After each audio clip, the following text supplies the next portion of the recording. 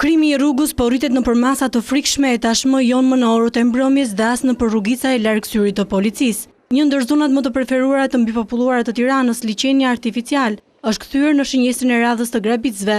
Të paktën 5 denoncime janë bërë ditët e fundit për agresion fizik, ndërkohë që mijëra kryeqytetas ndihen të pasigurt teksa kalojnë disa orë pushimi apo aktivitet sportiv në këtë park publik.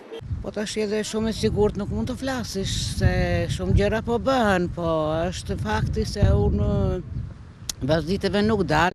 Sipas raportimeve në polici, grupe personash kanë nisur të vjedhin me dhunë sende personale të qytetarëve, madje duke përdorur ndonjëherë dhe armën. Policia duket se nuk është në gjendje të parandalojë këto krime, madje janë shënuar edhe raste kur këto krime janë mbajtur dhe të fshehta nga autoritetet. Ndërkohë pranë parkut të liçenit kanë lulëzuar dhe lulëzojnë edhe çadrat e ronëve ndatsak, të cilët njihen dhe si kontingjent të mundshëm për grabitje. Frika dhe pasiguria po shoqëron kryeqytetasit, veçanërisht këmbësorët që po shmangin daljet në orët e vona dhe mbrojtjen e sendeve me vlerë.